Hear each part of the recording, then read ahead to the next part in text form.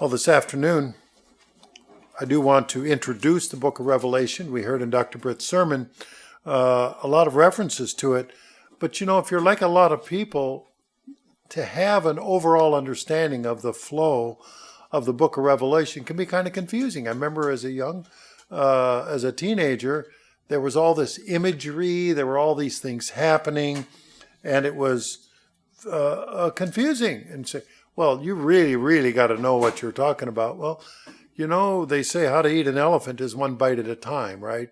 Not that we eat elephants, but that we take information, we take it in a little component at a time. Well, there's an increased interest these days in end-time prophecies.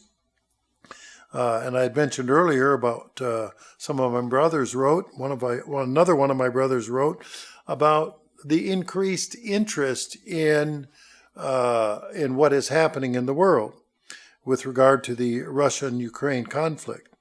And he summarizes it this way: Russian conscripts don't want to fight or even be there. The Ukrainian population, he says, will never surrender, and guerrilla tactics will make occupation unsustainable, and that Russia's dictator Putin has a megalomania that can't allow humiliation of defeat in the eyes of the world.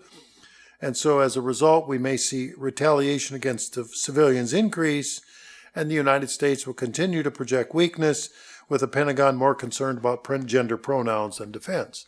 So we're going to see an interesting, increasing interest in people, and they're looking at, well, where can we find out what's going on? And of course, you look to the Bible, and where in the Bible it talks about the book of Revelation and the book of Daniel gives us major prophecies. We heard that in the sermon. So I do want to take a look, but to give us a background of the understanding is I want to play about a 5-minute video. And what it is, it's how the borders in Europe have changed over the last 1,000 years. Now, there isn't a lot of sound with this particular video. What I'm going to do is switch over to YouTube just to show how these borders change. So I'm going to switch over there, and there may be. So this is a 1,000-year period.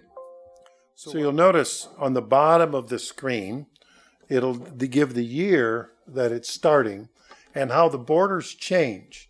Now, bear in mind that every time there is a border change, people's lives are changed and people die.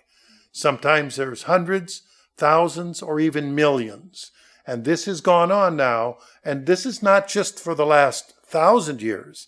This goes through the history of man. We just happen to have this configuration for the last 1,000 years.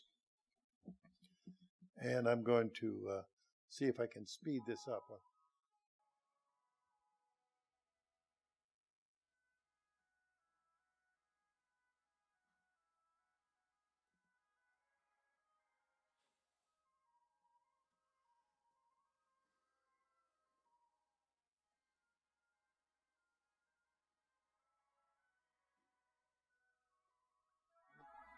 And that's what we think of today, is that the countries are all in one piece, but yet, in fact, they're not simply in one as we know them today. And that's the video we just saw. And so the idea is that every generation of all the people throughout these years went through what we heard in the sermon today with regard to all of the distress. Every one of them had to make decisions in their personal lives, and many people, of course, had their lives rearranged and died. Well, if we take a look then, back in Daniel 12, although I heard, and I did not understand, and then I said, "My Lord, what shall be the end of these things?" And he said, "Go your way, Daniel, for the words are closed up and sealed until the time of the end." So Daniel was told, don't worry about it. You have to seal, it's sealed up for your understanding. You were there to record for the future. And then we move on to Revelation 22:10. And he said to me, "Do not seal the words of the prophecy of this book." So we have Daniel says, seal it up, go your way. And now In Revelation, it was, don't seal the words. In other words, they're becoming unsealed. And so we're going to read about this unsealing if we take a look in the book of Revelation.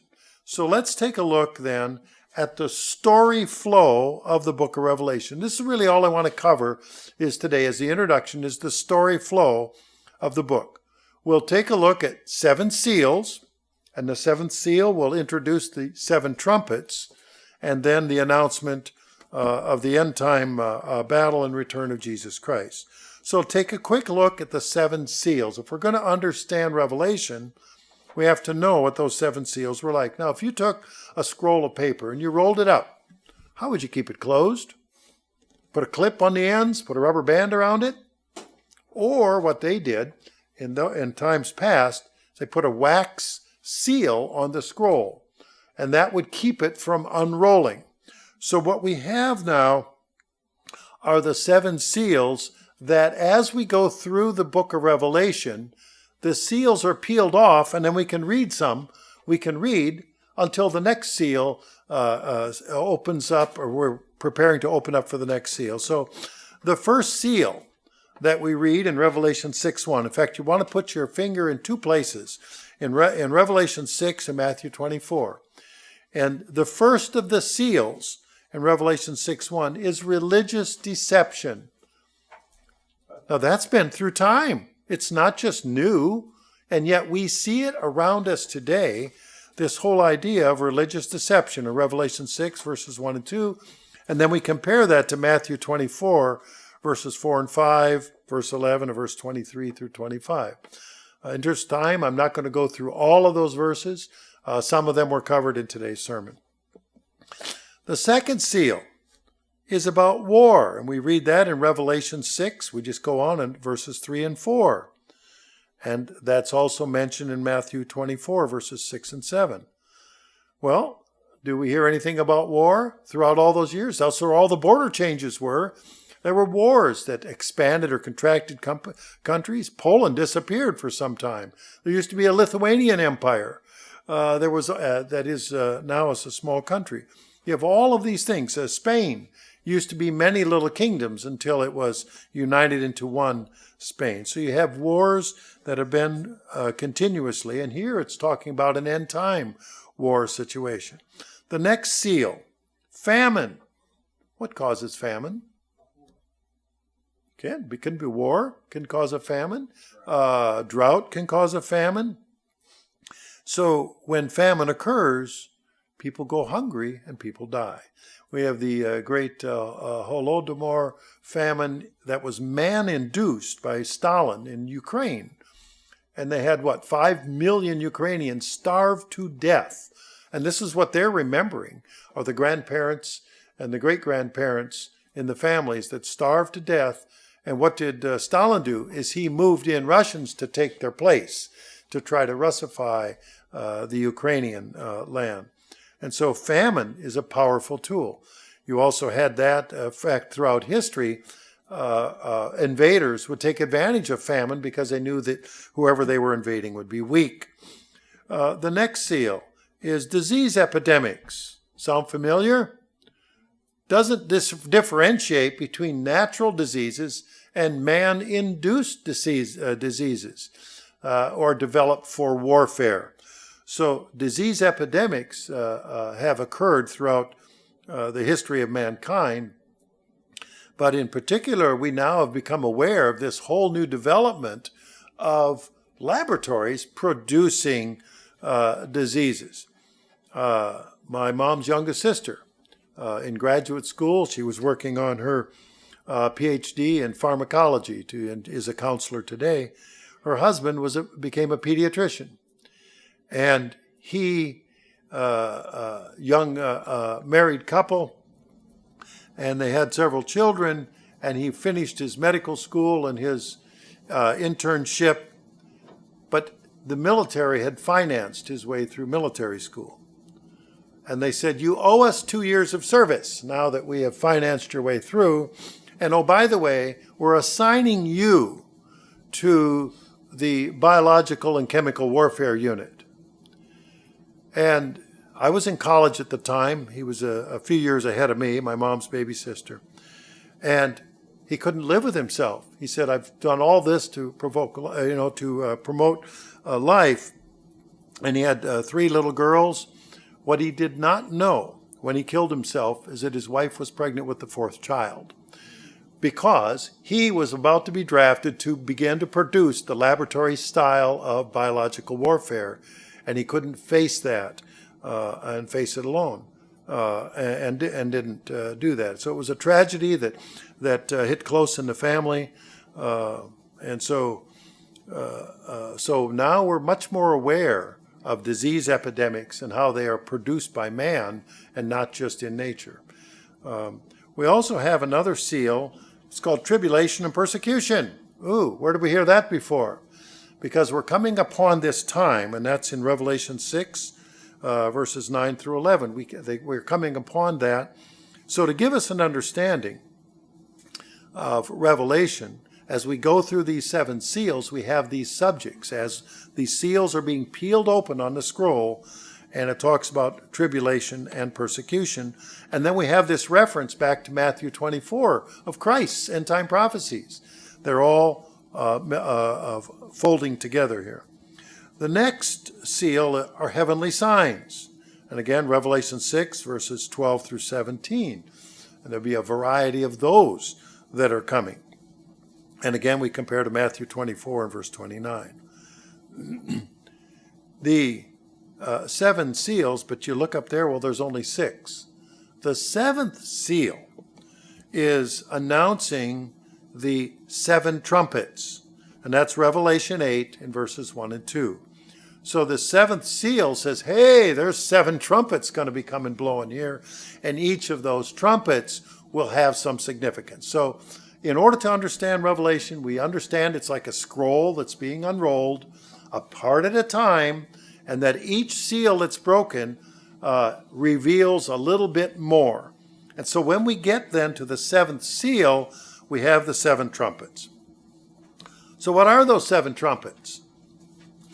The 7 trumpets, the first of them, the angel sounded, and it talks about destruction of vegetation in Revelation 8 and verse 7. So you have a destruction. Well, what can cause that? A lot of things. Could be plant diseases, could be drought, could be warfare, but there will be a destruction of vegetation. And since we rely on those things to eat, that can be a really, really big issue.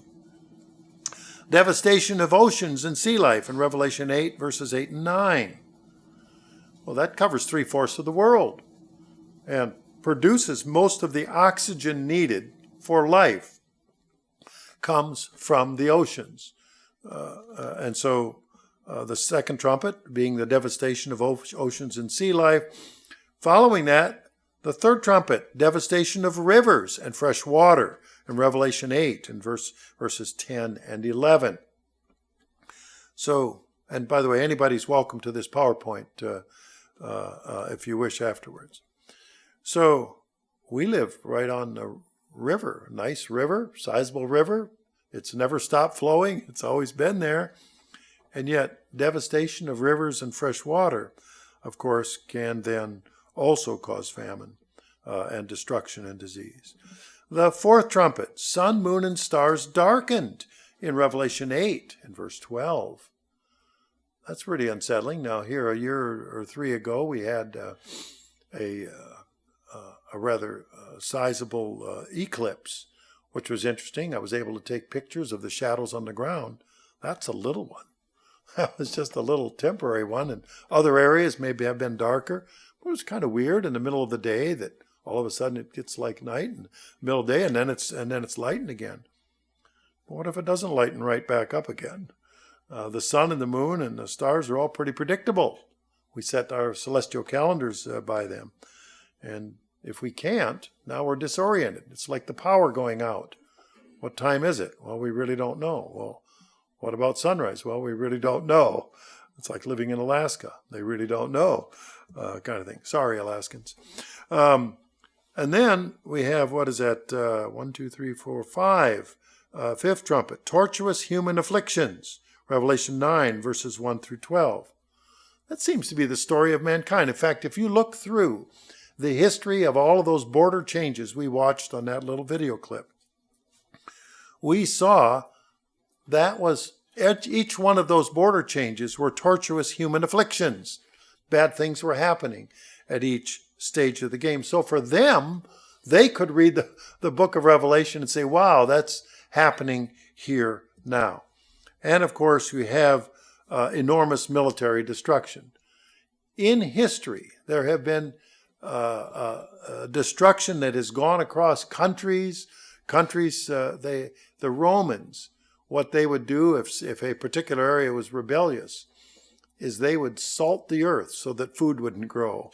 Haul in the salt. They would throw dead animals down the wells, and enormous destruction. During the Civil War, you had the March on Atlanta and the March to the Sea, where you had Sherman destroyed, 50 miles wide of enormous destruction in the state of Georgia. But that's mild compared to all the destruction that's gone on in human history. So enormous. And now we have the capacity. Just look at the Fukushima nuclear power plant in Japan some years ago. And that polluted the ocean and it's gone out into the sea. That wasn't a military. That was just a mild accident. Or Chernobyl many years ago in Soviet Ukraine. Enormous destruction from that plant and is destroyed for people.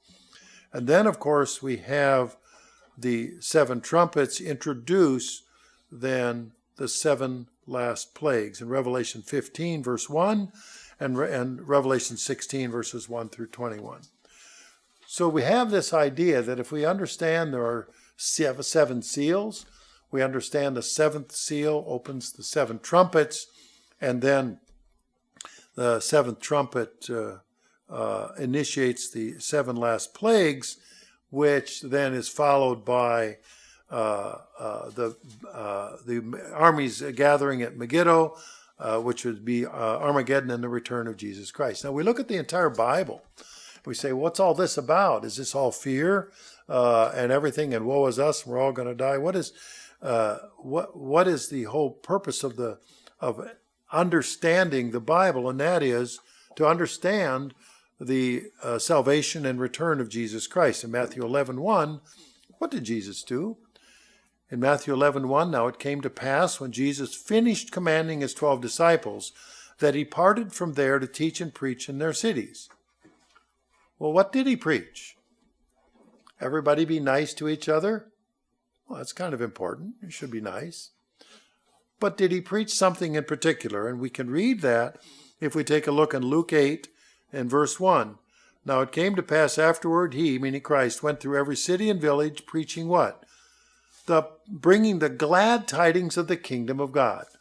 And the 12 were with him as disciples. So this whole focus of the Bible is upon the redemption offered by Jesus Christ. And it's called glad tidings, good news, gospel, meaning good news. So that's critical. And this is where that final analysis of the good news steps in.